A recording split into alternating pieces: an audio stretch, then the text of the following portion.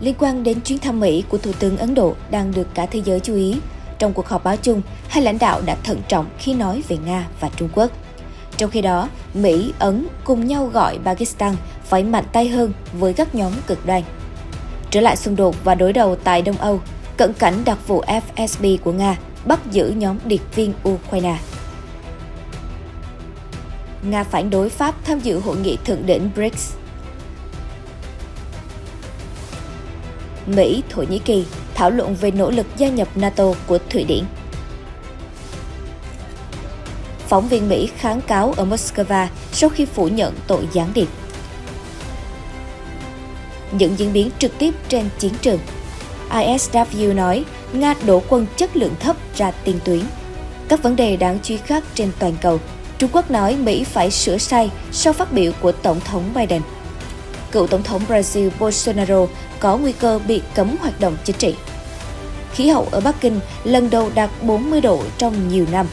Tất cả sẽ có trong chương trình Thời sự quốc tế ngay sau đây.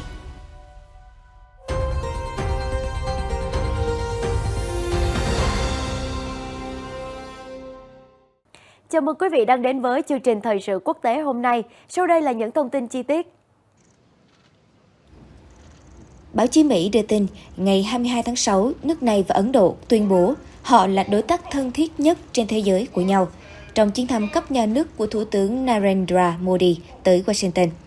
Hoa Kỳ trước đây đã thất vọng trước mối quan hệ chặt chẽ của Ấn Độ với Nga, đặc biệt khi cuộc chiến ở Ukraine nổ ra. Thủ tướng Modi không đề cập trực tiếp đến Trung Quốc hay Nga trong buổi họp báo. Tổng thống Biden chỉ đề cập đến Trung Quốc khi trả lời câu hỏi của phóng viên. Nhưng một tuyên bố chung do cả hai đưa ra sau cuộc gặp riêng kéo dài 2,5 giờ, dường như nhằm vào cả hai quốc gia trên.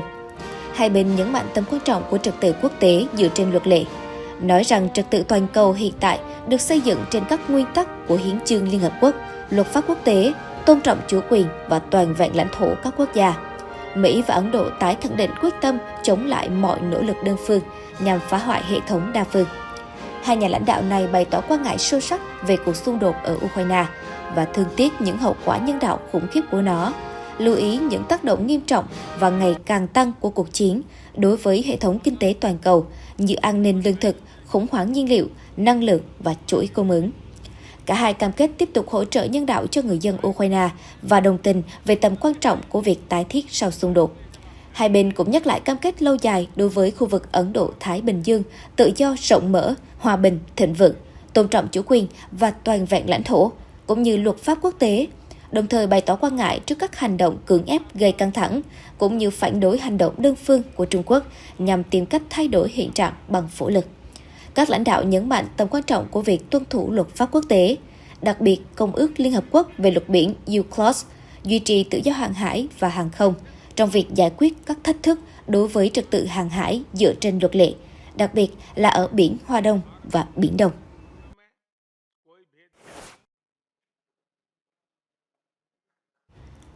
Cũng liên quan đến chuyến thăm Washington của Thủ tướng Ấn Độ Narendra Modi, hôm 22 tháng 6, báo chí Mỹ cho biết hai lãnh đạo đã kêu gọi Pakistan hành động mạnh mẽ để đảm bảo lãnh thổ của họ không bị sử dụng để tiến hành các cuộc tấn công cực đoan. Trong thông cáo của Nhà Trắng có đoạn, hai lãnh đạo lên án mạnh mẽ chủ nghĩa khủng bố xuyên biên giới, việc sử dụng các lực lượng khủng bố ủy nhiệm và kêu gọi Pakistan hành động ngay lập tức để đảm bảo rằng không có lãnh thổ nào dưới sự kiểm soát của họ được sử dụng để tiến hành các cuộc tấn công. Mối quan hệ giữa hai nước láng giềng sở hữu vũ khí hạt nhân là Ấn Độ và Pakistan đã căng thẳng trong nhiều năm, từ khi chế độ thuộc địa của Anh ở tiểu lục địa Ấn Độ kết thúc vào năm 1947. Ấn Độ và Pakistan đã xảy ra 3 cuộc chiến lớn, hai trong số đó liên quan đến khu vực Kashmir thuộc dãy Himalaya, có đa số người Hồi giáo, nơi cả hai đều tuyên bố chủ quyền toàn bộ, nhưng chỉ sở hữu một phần. Một cuộc chiến còn lại liên quan đến độc lập của Bangladesh. Ấn Độ trong nhiều năm cáo buộc Pakistan giúp đỡ các chiến binh Hồi giáo, những nhóm đã chiến đấu với lực lượng an ninh Ấn Độ ở Kashmir kể từ cuối thập niên 1980. Pakistan phủ nhận cáo buộc và nói rằng họ chỉ hỗ trợ về mặt ngoại giao và tinh thần cho những người Kashmir đang tìm kiếm quyền tự quyết. Tình trạng đặc biệt được trao cho bang Jammu Kashmir của Ấn Độ đã bị thu hồi vào năm 2019 khi New Delhi chia bang này thành hai vùng lãnh thổ do chính phủ trung ương kiểm soát. Pakistan gọi động thái này là bất hợp pháp và muốn chúng được đảo ngược. Quyết định của Ấn Độ đã khiến hai nước hạ cấp quan hệ ngoại giao. Thông cáo của Nhà Trắng tiếp tục có đoạn. Tổng thống Biden và Thủ tướng Modi nhắc lại lời kêu gọi hành động phối hợp chống lại tất cả các nhóm khủng bố được liệt kê trong danh sách của Liên Hợp Quốc như Al-Qaeda, ISIS, Jaish-e-Tayyiba, Jaish-e-Mohammed và Hizbul Mujahideen. Lãnh đạo Hafiz Saeed, người sáng lập nhóm chiến binh Hồi giáo Lashkar-e-Taiba, bị quy trách nhiệm về vụ tấn công Mumbai năm 2008, giết chết hơn 160 người trong 3 ngày. Thông cáo của Nhà Trắng khẳng định, Tổng thống Biden và Thủ tướng Modi kêu gọi đưa những thủ phạm của vụ tấn công ngày 26 tháng 11 ở Mumbai và Pathankot ra trước công lý. Trong cuộc tấn công năm 2016 vào căn cứ không quân Pathankot của Ấn Độ, 7 nhân viên an ninh Ấn Độ đã thiệt mạng.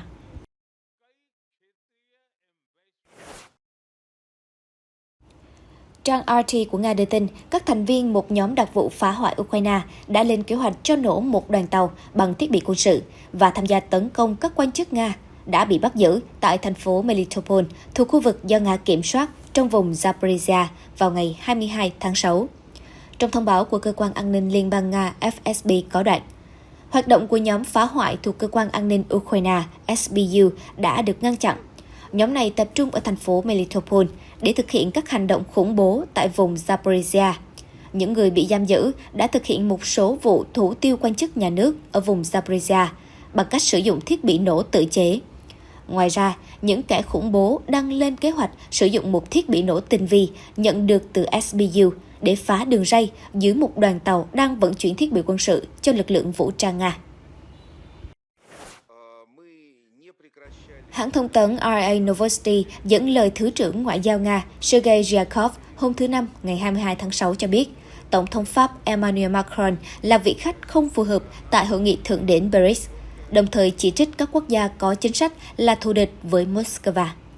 Nhóm các nền kinh tế mới nổi BRICS bao gồm Brazil, Nga, Ấn Độ, Trung Quốc và Nam Phi sẽ tổ chức hội nghị thượng đỉnh tại Johannesburg vào tháng 8 tới. Khi được hỏi về ý định của Tổng thống Macron muốn tham dự hội nghị thượng đỉnh, Thứ trưởng Ryabkov nói tiếp, rõ ràng các lãnh đạo của quốc gia theo đuổi chính sách thù địch không thể chấp nhận được đối với chúng tôi. Luôn tin rằng Nga nên bị cô lập trên trường quốc tế là vị khách không phù hợp. Chúng tôi không che giấu quan điểm này của mình. Chúng tôi đã nói với các đồng nghiệp từ Nam Phi. Chúng tôi hy vọng quan điểm đó sẽ được chấp nhận. Nam Phi hiện đang cân nhắc các lựa chọn pháp lý nếu Tổng thống Nga Vladimir Putin quyết định tham dự hội nghị thượng đỉnh BRICS vì Tòa án Hình sự Quốc tế ICC hồi tháng 3 đã ban hành lệnh bắt giữ ông liên quan đến xung đột Ukraine. Nam Phi là thành viên của ICC, về mặt lý thuyết sẽ phải bắt giữ nếu Tổng thống Putin tham dự hội nghị thượng đỉnh BRICS. Tuy nhiên, Nam Phi nhiều lần khẳng định họ sẽ không làm điều này. Trong một sự kiện khác về an ninh, ngày 21 tháng 6, Ngoại trưởng Hoa Kỳ Antony Blinken đã gặp người đồng cấp Thổ Nhĩ Kỳ Hakan Fidan để thảo luận về hội nghị thượng đỉnh NATO diễn ra vào tháng 7 sắp tới. Washington hy vọng đây cũng là dịp để Thụy Điển bước vào NATO. Thổ Nhĩ Kỳ đã phản đối đề nghị gia nhập NATO của Thụy Điển vì các vấn đề liên quan đến an ninh của Ankara.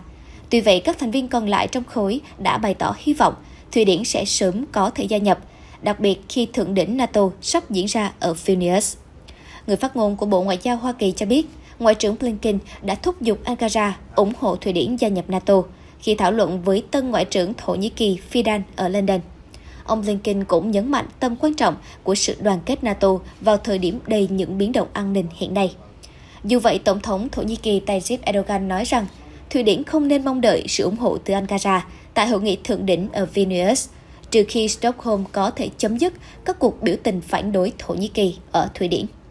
Chính phủ Thổ Nhĩ Kỳ cho rằng Thụy Điển đang bảo hộ cho thành viên các nhóm quân sự mà Ankara xem là tổ chức cực đoan. Thụy Điển gần đây đã ban hành luật mới để xoa dịu nỗi lo ngại này của quốc gia thành viên NATO. Được biết, hai vị Ngoại trưởng Blinken và Fidan đã đến London để tham dự hội nghị về Ukraine.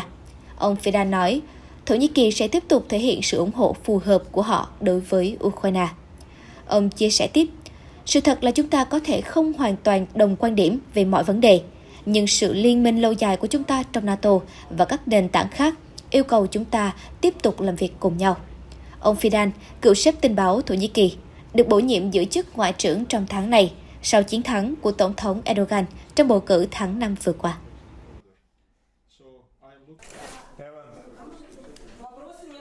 Bị cáo người Mỹ Evan Gershkovich, phóng viên tờ Thời báo phố Wall, đã trình diện một tòa án ở thủ đô Moscow của Nga vào hôm 22 tháng 6.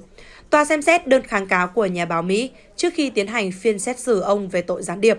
Chính phủ Mỹ, tòa soạn Thời báo phố Wall và ông Gershkovich phủ nhận mọi cáo buộc. Cây bút 31 tuổi bị bắt hồi tháng 3 năm nay và bị Cơ quan An ninh Liên bang Nga FSB cáo buộc thu thập bí mật quân sự ở thành phố Yekaterinburg, thuộc vùng Urals. Hoa Kỳ nói rằng công dân nước này đã bị giam giữ sai và đang yêu cầu trả tự do cho ông. Phóng viên tờ Wall Street Journal đang kháng cáo việc tiếp tục giam giữ ông tại nhà tù Lefortovo ở Moscow trước các phiên tòa chưa ấn định ngày xét xử. Nếu bị kết tội, ông có thể phải ngồi tù tới 20 năm. Ông Gershkovich là con trai của cha mẹ di cư từ Liên Xô cũ đến Hoa Kỳ năm 1979. Cha mẹ của ông ngày 22 tháng 6 tiếp tục có mặt tại tòa án. Tháng trước, họ đã tới Moscow và có thể vào phòng xử án để xem một phần quá trình tố tụng, cũng như để gặp con trai mình lần đầu tiên kể từ khi ông bị bắt. Đại sứ Hoa Kỳ Lynne Chelsea đã không được cho vào phòng xử án. Một phóng viên của Reuters tại phòng tòa án cho biết. Ông Gershkovich đang bị giam giữ vào thời điểm quan hệ giữa Moscow và Washington ở mức thấp nhất kể từ sau chiến tranh lạnh. Hoa Kỳ khẳng định công dân nước này bị giam giữ sai, một thuật ngữ được Bộ Ngoại giao Mỹ sử dụng để coi các cáo buộc là không có thật và vụ bắt giữ là có động cơ chính trị.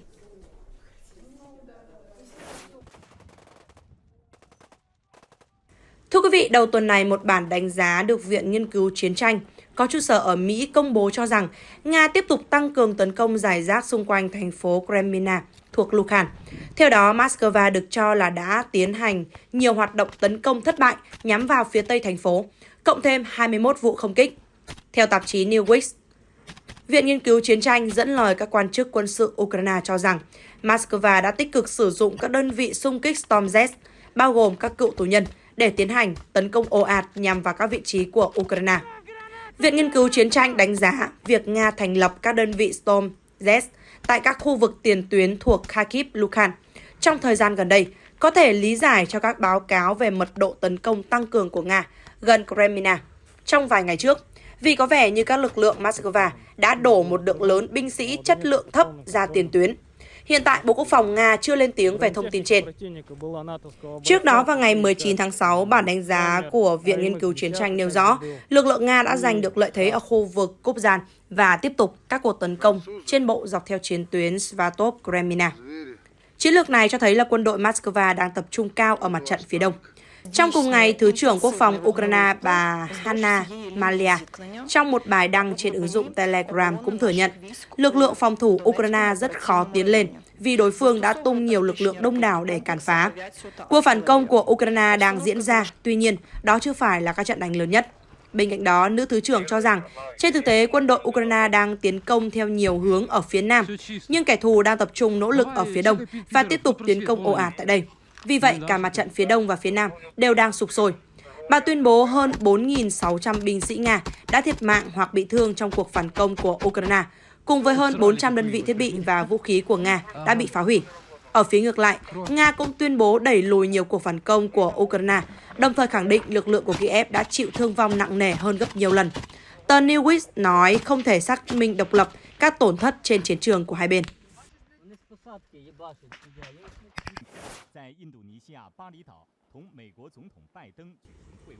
Đại sứ Trung Quốc tại Washington tiếp tục phản đối những nhận xét của Tổng thống Joe Biden về nhà lãnh đạo Trung Quốc Tập Cận Bình, nói rằng Hoa Kỳ nên hành động ngay lập tức để khắc phục các tác động tiêu cực hoặc phải gánh chịu hậu quả. Trung Quốc đã nổi giận sau khi Tổng thống Biden gọi ông Tập là nhà độc tài tại một sự kiện gây quỹ vào hôm thứ Ba, ngày 20 tháng 6. Sự việc bất ngờ bùng lên chỉ một ngày sau khi Ngoại trưởng Antony Blinken kết thúc chuyến thăm Bắc Kinh nhằm ổn định quan hệ giữa hai siêu cường. Các nhà phân tích cho rằng bất chấp tranh cãi, hai quốc gia đều không muốn nhận xét của ông Biden làm hỏng nỗ lực cải thiện quan hệ, không có thông tin nào về vấn đề này trên các phương tiện truyền thông chính thức của Trung Quốc. Một tuyên bố từ Đại sứ quán Trung Quốc vào đầu ngày thứ Năm ngày 22 tháng 6 cho biết Đại sứ Seifeng đã đưa ra những phản đối nghiêm túc và mạnh mẽ tới các quan chức cấp cao tại Nhà Trắng và Bộ Ngoại giao Hoa Kỳ. Trong tuyên bố của đại sứ có đoạn: Chính phủ và người dân Trung Quốc không chấp nhận bất kỳ hành động khiêu khích chính trị nào, chống lại lãnh đạo cao nhất và sẽ kiên quyết đáp trả. Chúng tôi kêu gọi Hoa Kỳ ngay lập tức có những hành động nghiêm túc để khắc phục tác động tiêu cực và tôn trọng các cam kết của chính mình. Nếu không, họ sẽ phải gánh chịu mọi hậu quả. Chủ tịch Trung Quốc không phải là nhà độc tài tham quyền cố vị như các bạn nói. Vào hôm thứ Tư ngày 21 tháng 6, thì phát ngôn viên Bộ Ngoại giao Trung Quốc Mao Ninh gọi những nhận xét của Tổng thống Biden là cực kỳ vô lý và vô trách nhiệm. Nó vi phạm nghiêm trọng sự thật, nghi thức ngoại giao và phẩm giá chính trị của Trung Quốc. Phó phát ngôn viên Bộ Ngoại giao Hoa Kỳ Vedant Patel cho biết vào hôm thứ Tư ngày 21 tháng 6 rằng Washington tiếp tục duy trì các cam kết ngoại giao với Trung Quốc, nhắc lại Tổng thống Biden tin rằng ngoại giao là con đường triển vọng cải thiện quan hệ hai nước. Tuyên bố của Đại sứ quán Trung Quốc cũng cho biết nhận xét của Tổng thống Biden đi ngược các cam kết mà phía Hoa Kỳ đưa ra và làm suy yếu lòng tin lẫn nhau. Trong tuyên bố tiếp tục có đoạn, Tổng thống Biden trước đó đã nói rõ rằng Hoa Kỳ tôn trọng hệ thống chính trị của Trung Quốc, không tìm cách thay đổi và không có ý định cho một cuộc chiến tranh lạnh mới. Nhưng với những nhận xét vô trách nhiệm mới nhất về hệ thống chính trị và lãnh đạo tối cao của Trung Quốc, mọi người không thể không đặt câu hỏi về sự chân thành.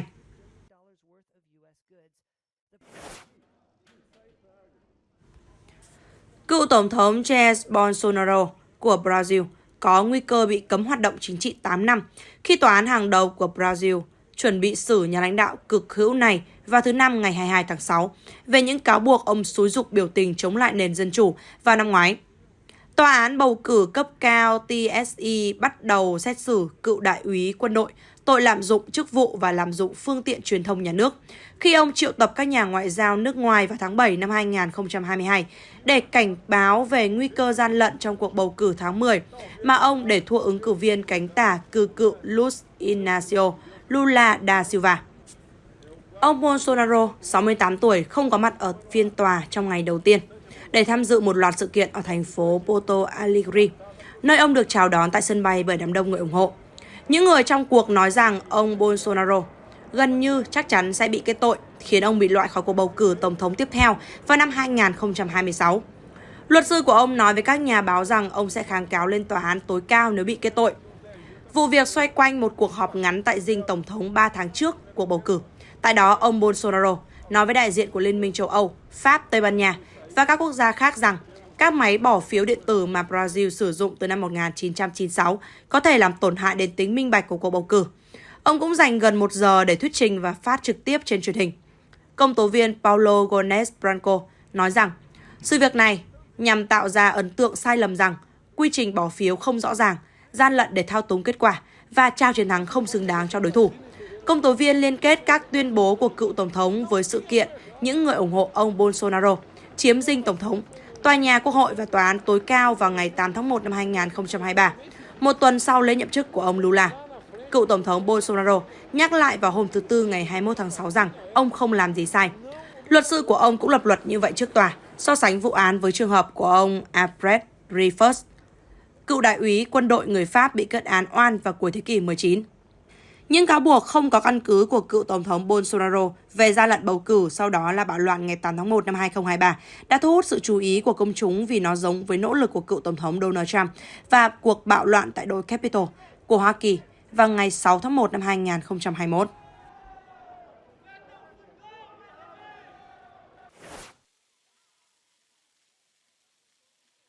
Báo chí Trung Quốc đưa tin nhiệt độ ở Bắc Kinh tăng trên 40 độ C vào thứ Năm ngày 22 tháng 6. Đây là lần đầu tiên kể từ năm 2014 và phá kỷ lục về ngày nóng nhất trong tháng 6 này. Những đợt nắng nóng đã thiêu đốt miền Bắc Trung Quốc hơn một tuần qua, dự kiến sẽ kéo dài thêm nhiều ngày tới. Theo Cục Dự báo Thời tiết thành phố, thì một trạm thời tiết ở ngoại ô phía Nam Bắc Kinh đã ghi nhận nhiệt độ 40,7 độ C lúc 2 giờ 30 phút chiều, đánh dấu lần đầu tiên vượt ngưỡng 40 độ C kể từ ngày 29 tháng 5 năm 2014. Vào thứ Năm ngày 22 tháng 6 thì cũng là ngày nóng nhất của Bắc Kinh trong tháng 6 kể từ khi các hồ sơ khí tượng bắt đầu được lưu trữ.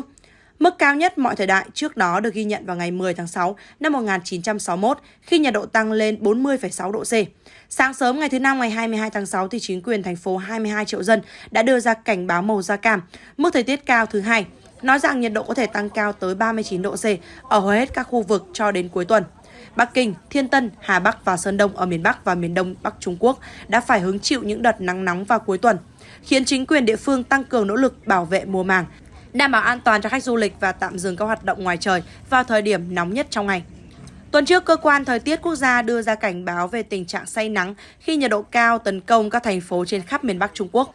Tại thành phố Cảng Thiên Tân, nhu cầu sử dụng điều hòa không khí tăng mạnh đã đẩy phụ tải lưới điện của thành phố lên 14,54 triệu kW vào ngày 15 tháng 6, tăng 23% so với một năm trước đó. Bộ địa phương phải cử công nhân tuần tra đường hầm dưới lòng đất mỗi ngày, nhằm đảm bảo hệ thống dây cáp điện hoạt động bình thường.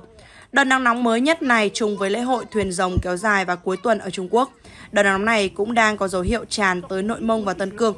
Trung Quốc có hệ thống cảnh báo thời tiết 4 cấp được mã hóa bằng màu sắc, trong đó màu đỏ là nghiêm trọng nhất, tiếp theo là màu cam, vàng và xanh dương. Cảnh báo màu cam được đưa ra khi nhiệt độ tối đa vượt quá 40 độ C trong một ngày, hoặc nhiệt độ tối đa duy trì trên 37 độ C trong 2 ngày liên tiếp. Chương trình thời sự quốc tế của chúng tôi đến đây là kết thúc. Xin chân thành cảm ơn quý vị đã quan tâm theo dõi. Xin chào và hẹn gặp lại trong các chương trình kỳ sau.